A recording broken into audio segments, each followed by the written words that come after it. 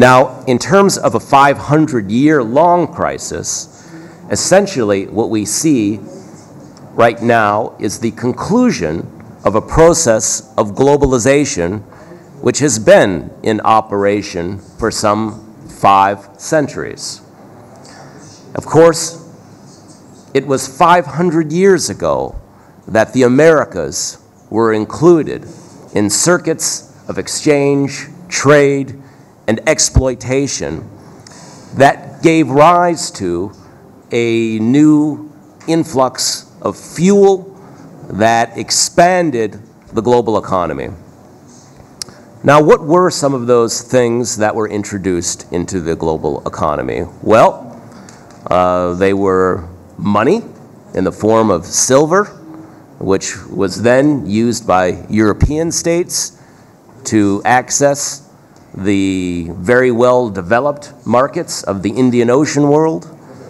They were raw materials, such as timber. They were food, such as sugar, later grain, later other agricultural products, such as cotton, and of course, labor. Of course, the labor was not coming from the Americas, but came from the African continent, but was delivered to the Americas, which then made possible the agricultural production of which I am referencing. Later would come forms of energy. Now, we now see that this windfall of material, labor, assets that were delivered onto the global economy is now beginning to come to a close. And thus, the end of the 5 cheaps, a friend of mine, Jason Moore, refers to them in this way, has arrived, in which we now see the price of all of these inputs into the global economy increasing.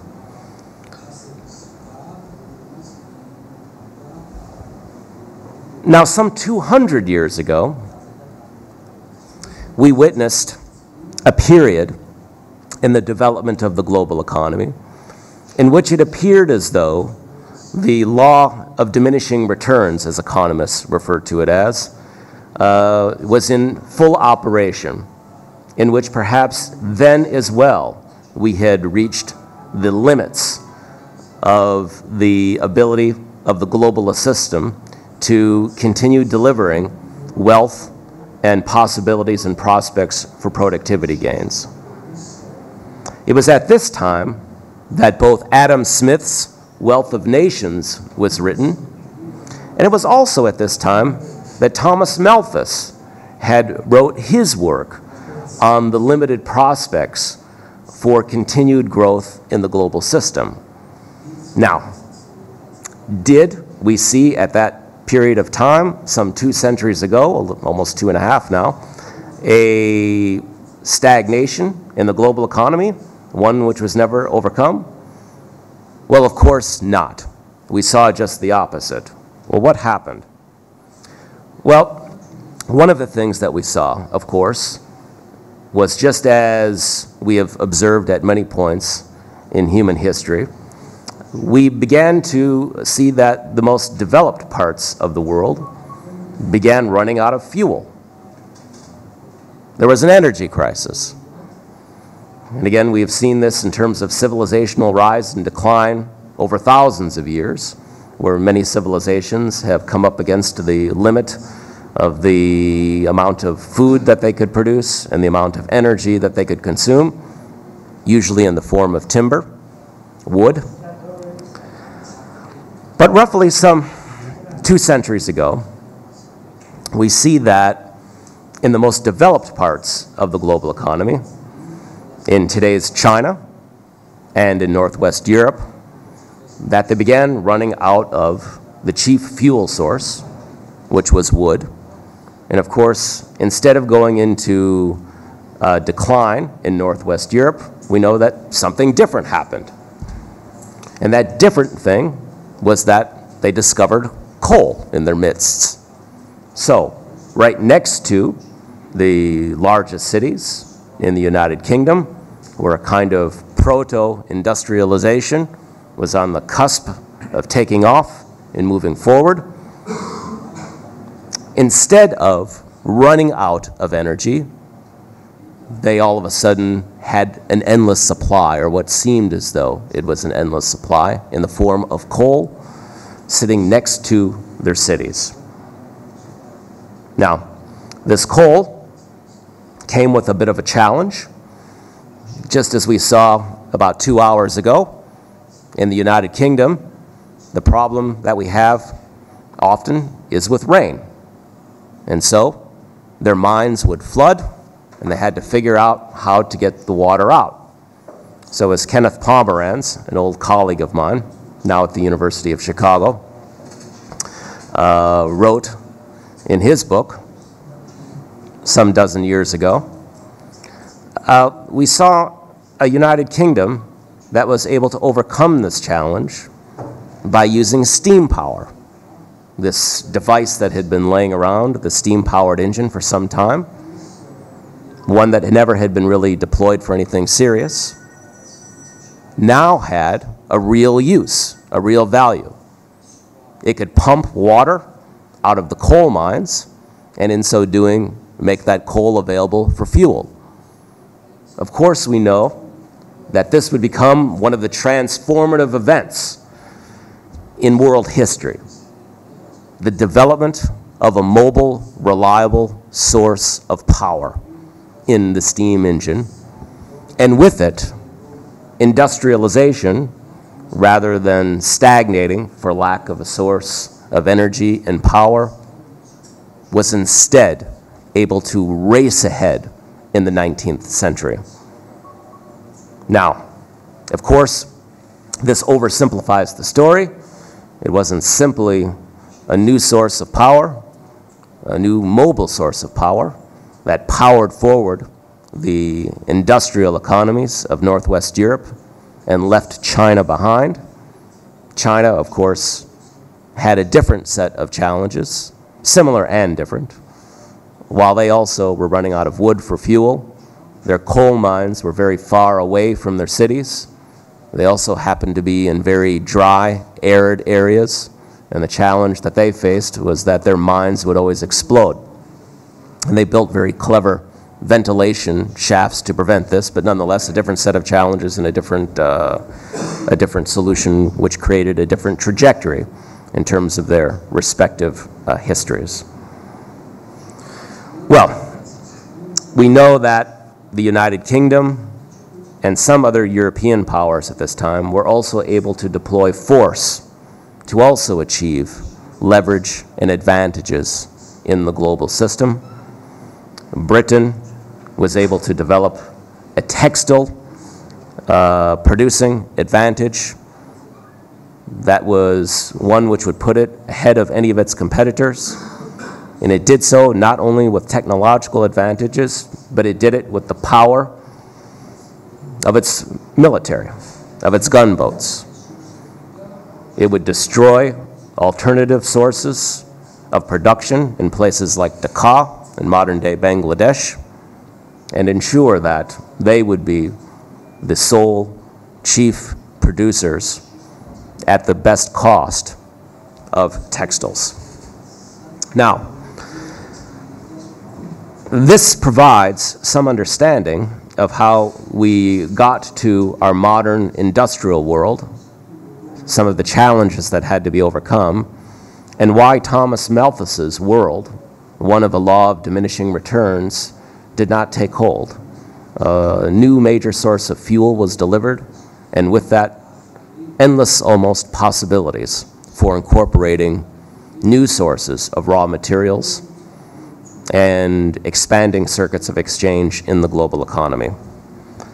Well, that process, to a certain extent, is again coming to some conclusion. So that, in effect, provides one kind of very, very long, 500-year-long perspective on today's economic crisis. But I'd like to talk about something that happened in the second half of the 20th century now, something a bit more current from an economic history perspective. that came to an end, that resulted in the crisis which we experience today in terms of our global economy. And that was how we dealt with the development and evolution of capitalism. In the 19th century, capitalism developed, matured, and entered in the most developed countries a stage of financialization. That, along with inter-imperial rivalries, took a system which appeared to be stable and would provide limitless prospects for growth and prosperity, and instead turned a global order that appeared to be one that was very, very, very secure into one which saw two great horrific wars, or perhaps we can think of it as one long period of war, World War I and World War II, and also economic depression between the two major periods of fighting in the first half of the 20th century. Well, this system of war and economic depression was itself unsustainable. We could not continue in this path, and it had to be overcome. We tried experiments in austerity economics. Those actually failed.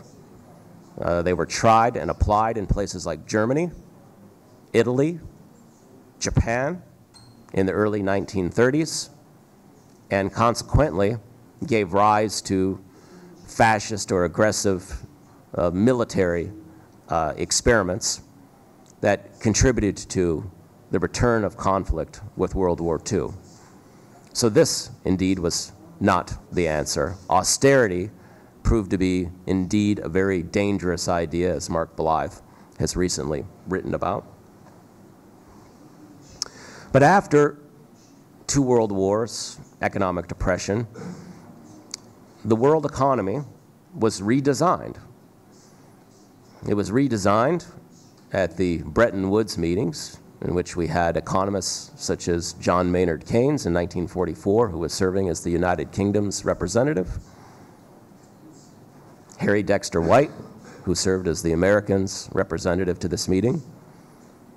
And they were kind of outliers in terms of people who had different ideas about how the world economy should be reconstructed after World War II. Their views on how to create a sustainable global economic system were not initially adopted. Their idea was that we had to create a system of global national economic development, a system of global national economic development.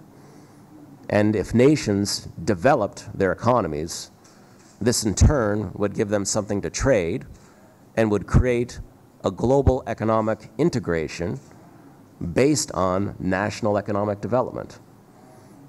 And that lack of national economic development would lead to continued instability in the global system and most likely the reemergence of World War III.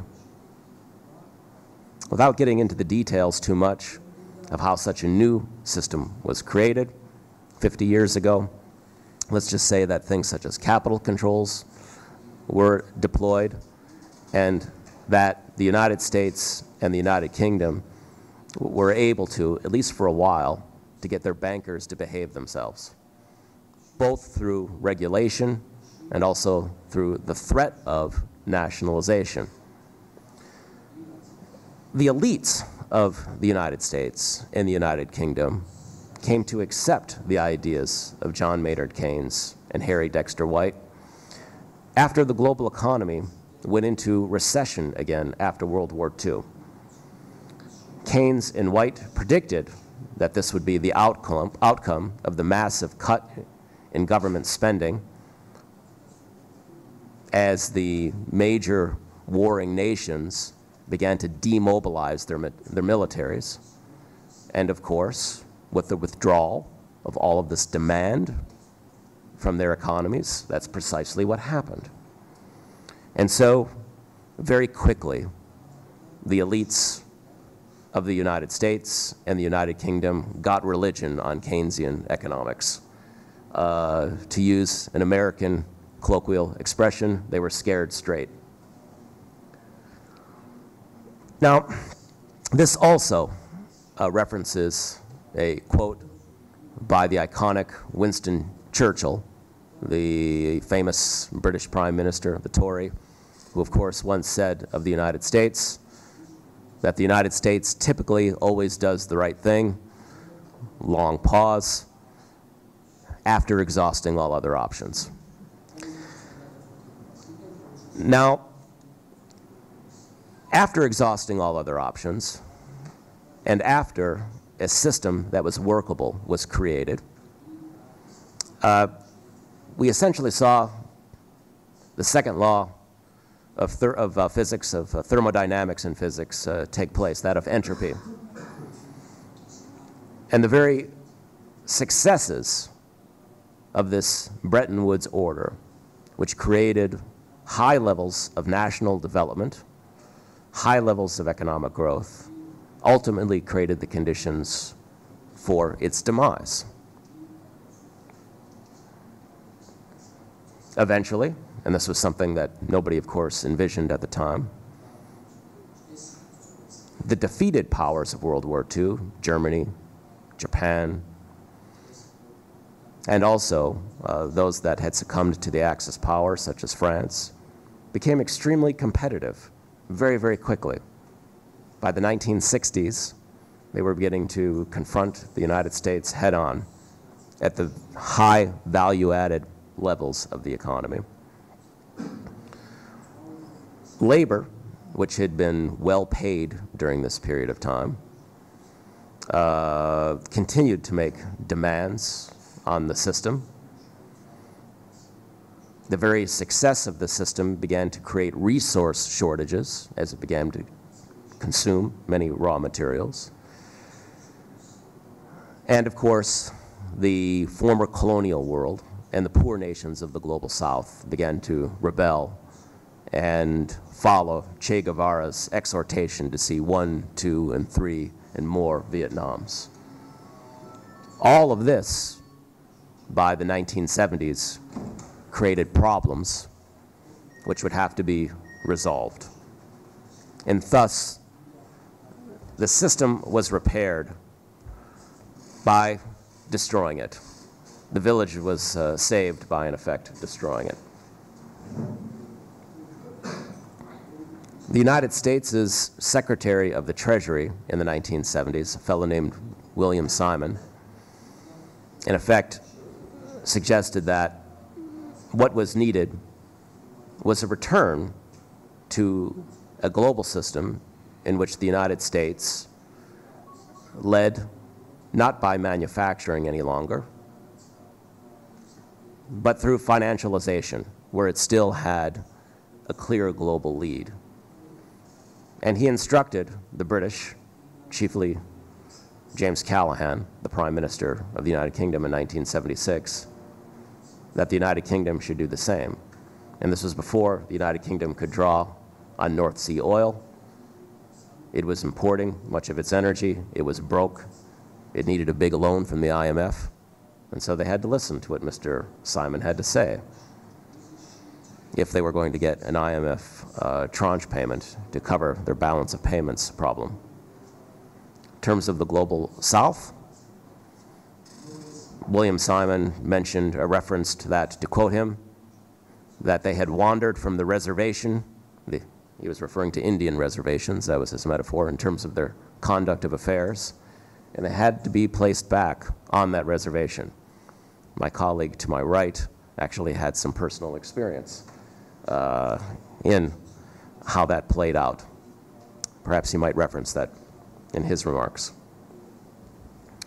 So, how to restore profitability in a system that was increasingly under stress in the 1970s? Well, you would drive down wages, you would financialize the economy, you would deregulate it, you would move to open up the former Soviet bloc, both accessing its market for the sale of consumer goods, but also hopefully getting more raw materials from it. Of course, the Soviets were already selling oil, but hopefully getting colored metals and other raw materials, commodities from it. And bring on China's reserve army of labor. Bring that online. It was a massive source of cheap labor. And we see a convergence in the 1980s between Deng Xiaoping's goal of modernizing China's economy and the United States' more kind of short-run consideration of finding profitable investment outlets for its capital and reducing its labor costs. And so we see that with Deng Xiaoping inviting the West to develop China, that China's long game was restored, going back to the late 18th century when they began to decline, in the early 19th century when they were humiliated in the Opium Wars, and this continuing up through to the middle of the 20th century. China was now poised, positioned, and ready to begin its ascent back to its former position of relevance and perhaps maybe even dominance in the global economy. Again, the United States was made a partner in this project very willingly, and in so doing, eroding the United States' long-run prospects for maintaining hegemony. Now, just to wrap up, this created significant problems. It worked very, very well for a while. We all know that the United States in the 1980s and in the 1990s did pretty well in terms of its position in the global economy. Profits were very high. We were swimming in oil. Raw material prices generally were very low. China's labor was coming online. Seemed as if the party would never end. Well, it did end. It ended in 2008. It ended 5 years ago. That's when we held the funeral on the post-Bretton Woods system, and now we are in this kind of netherworld in which we don't seem to be able to have a plan for finding our way towards a system of renewed stability and prosperity. But some of the challenges that we faced that resulted in this collapse are thus. By creating a financialized economy, we brought lots of capital, investment capital, to the United States, and we brought capital from around the world that would essentially pay for our debts, our deficit spending, but we really ignored our real economy, our manufacturing base. And whereas in 1970, some 15% of U.S. corporate profits were in the financial sector, by 2002, this figure rose to 42%. So 42% of U.S. corporate profits were in the financial sector. And one, of course, has to ask, what value was imparted for nearly half of all corporate profits being located within the financial sector? Second, the issue of driving down wages or demand in the economy. How could this be squared with increasing productivity in the global economy? How could we sell all of the goods that we could produce if workers were seeing their standards of living ever eroded? Well, the answer was through credit and through, again, this increased financialization of the economy. And so since the 1980s, we've seen this back and forth movement, this oscillation between using private credit, probably all have some of these, credit cards, to sustain demand in the economy, to cover the wages that we're not making, and government debt as well, government deficits. to maintain demand in the economy. And typically, when the debts would rise to levels which would make the financial markets nervous, on one side, say the private credit markets, we would bring levels of private credit down and then have them rise in the public sector. And so we've gone back about 4 times doing this, but now the financial markets have come to a point where they don't see how we can continue to sustain this game, and so they've suggested that we resort to austerity measures in order to bring an end to the era of credit, to euthanize the era of credit. But in so doing, they seem to be euthanizing the real economy, as we are seeing around the globe, with demand reducing, unemployment rising, social conditions deteriorating in nations from Greece to Spain, and even to, of course, the United States and the United Kingdom. So we have no apparent solution going forward. We have the introduction of austerity policies, which have been tried in the early 20th century with disastrous effects and the rise of dangerous authoritarian regimes ultimately. And again, I don't want to suggest that history will necessarily repeat itself, but it does have a tendency to, again, as the famous American literary figure Mark Twain once said, to rhyme. And so we do seem to be, to mix metaphors, playing with fire a little bit here. So it is my suggestion that we need to begin imagining a new economy, given that the current one cannot be sustained. I think it's very clear, for the reasons that I've just enumerated, from both a 550 and a 5-year perspective, that governments do not seem to have the answers, and that indeed what we need to begin doing is first restoring our social systems. We need to begin restoring the prospects of the middle class, and that in this struggle, we are not without tools to use. One of the chief ones to use, of course, is taxation policy. And of course, we live in an era of tax dumping and tax evasion, where money hides offshore. But of course, the one thing that cannot move is land. And it is at this level that national governments can begin to again raise revenues from their most valued properties, and to again begin restoring investment in people and in the infrastructure which both builds and sustains middle classes. But of course, we should not limit our imaginations to that one policy tool, but it is one place to start. I'll conclude my remarks there. Thank you.